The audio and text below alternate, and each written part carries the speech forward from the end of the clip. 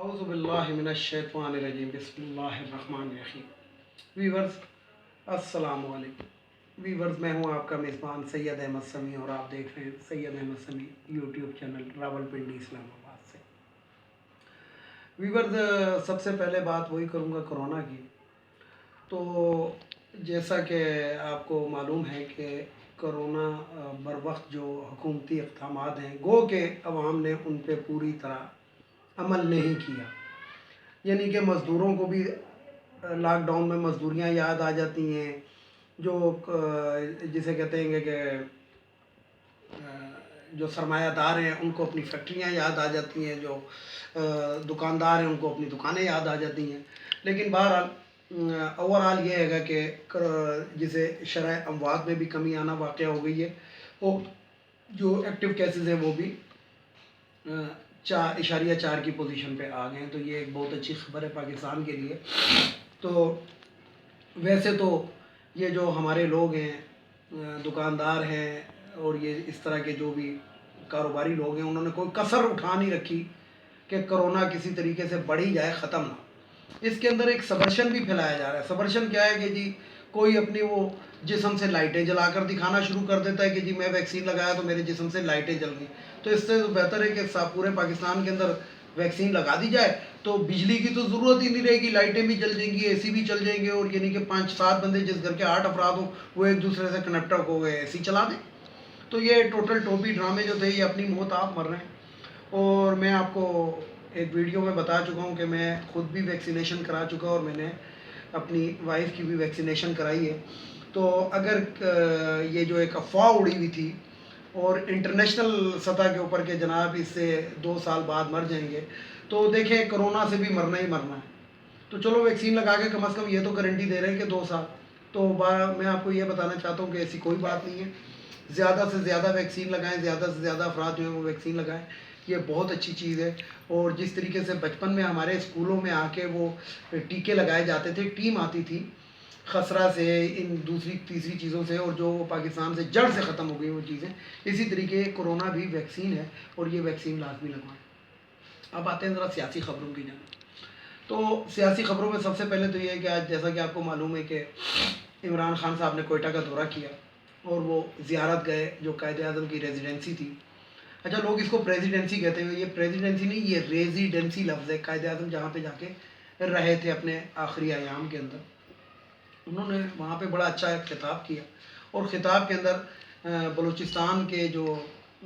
وزیر اعلیٰ ہیں ان کو بھی کہا کہ جس طریقے سے، کیونکہ بلوچستان کے عوام بیسیکلی بہت ہی زیادہ غریب ہیں، تو انہوں نے کہا کہ خیبر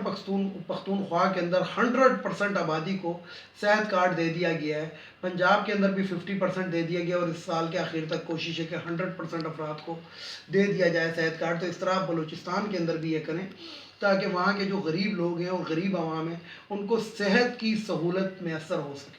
اچھا ویورز، یہاں پہ میں ایک بات آپ کو بتاؤں کہ صحت ایک بنیادی چیز ہے۔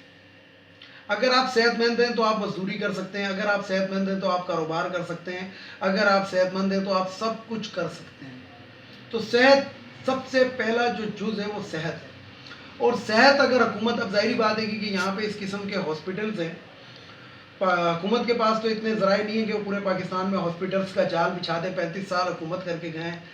یہ جو شریف خاندان اور پیپلز پارٹی والے، تو آج تک وہ بھی اپنا علاج ادھر نہیں کراتے۔ وہ مریم نواز کہہ رہی تھی ایک چھوٹی سی سرجری ہے جس کے لیے انگلینڈ جانا ہے، تو وہ چھوٹی سی سرجری بھی پاکستان نہیں ہو سکتی، تو اس سے آپ اندازہ لگا لیں۔ لیکن اسی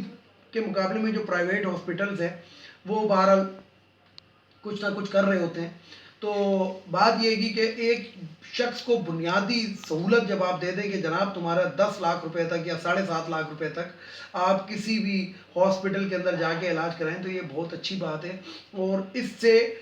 جسے کہتے ہیں کہ بے روزگاری میں بھی کمی آتی ہے۔ بے روزگاری میں کس طرح کمی آتی ہے، اور اس سے مہنگائی میں بھی کمی آتی ہے۔ مہنگائی میں کیسے کمی آتی ہے؟ مہنگائی میں ویورز ایسے کمی آتی ہے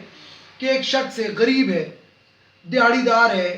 تو اگر اس کے گھر کے اندر کوئی بندہ بیمار ہو جائے، بچہ بیمار ہو جائے، یا اس کی بیوی یا وہ خود بیمار ہو جائے، تو پورے مہینے کا جو بجٹ ہے وہ اپسیٹ ہو جاتا ہے۔ دوائیاں مہنگی ہیں، ٹریٹمنٹ مہنگی ہے، ڈاکٹر مہنگا ہے۔ لیکن جب اس کو یہ بنیادی چیز مفت میں مل جائے تو اس کا مطلب ہے کہ اس کا جو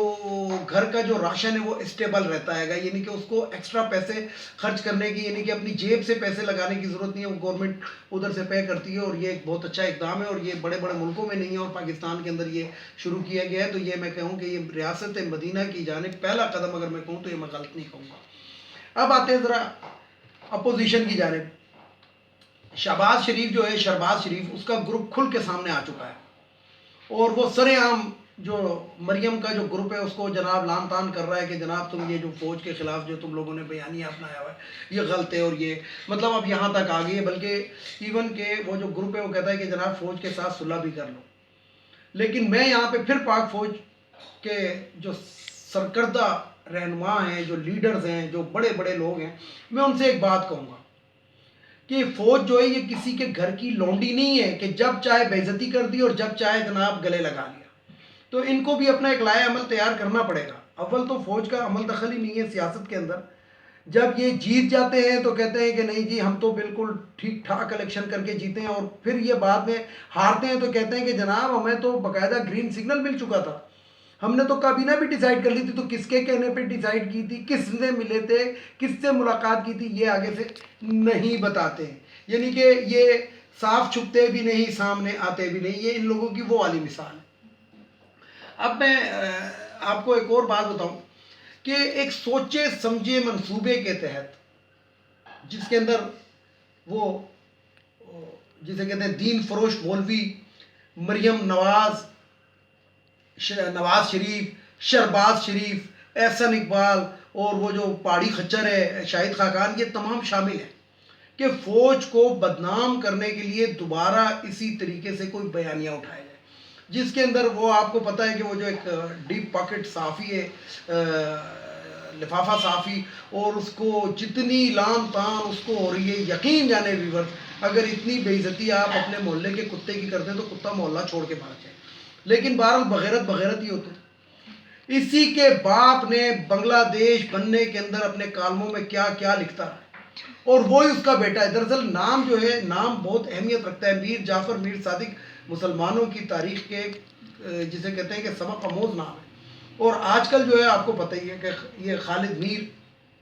اور اس کا باپ جو تھا وہ بھی کیا تھا، تو خالد میر کو اس کے چینل والوں نے بھی نکال دیا اس بات کے اوپر،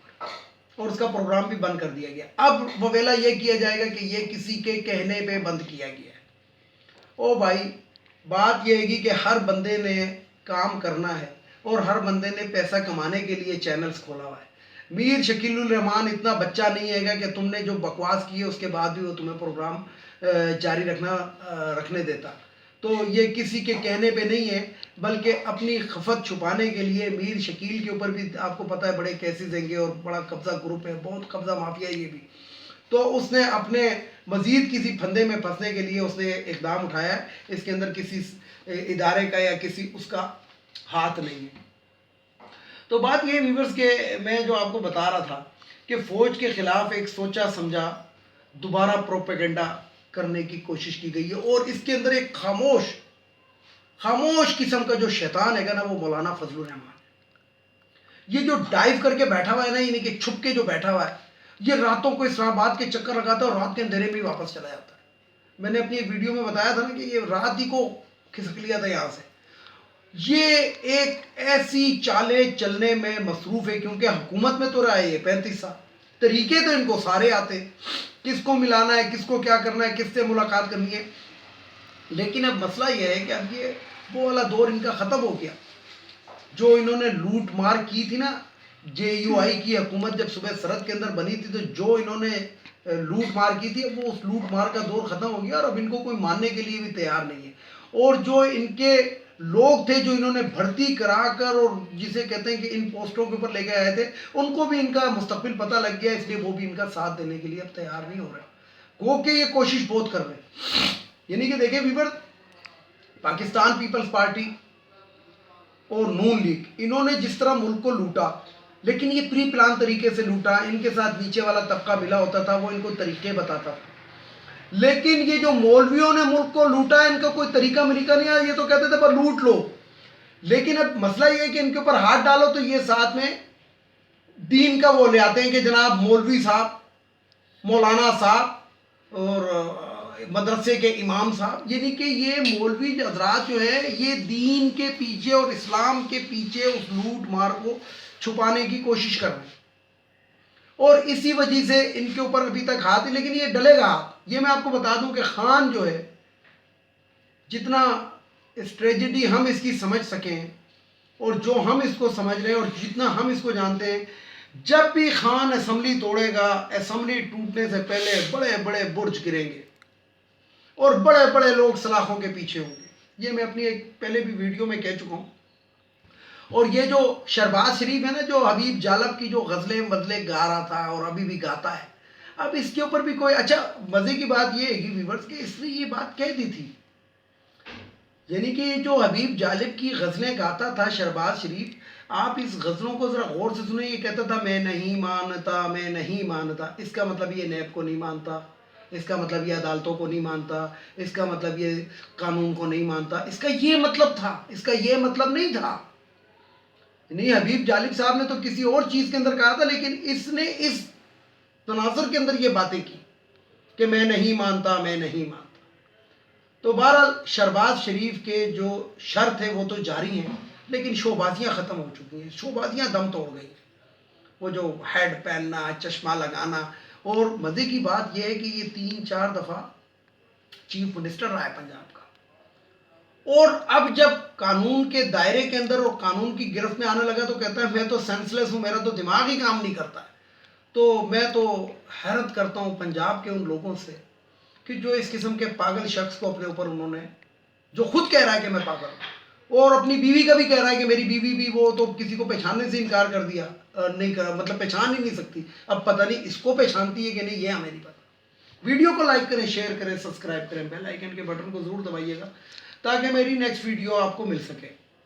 اس کے ساتھ اجازت چاہوں گا، اجازت چاہنے سے پہلے ایک تو ان اخوانیوں کو ہمارے ملک سے چلا جانا چاہیے، بہت ہو گیا۔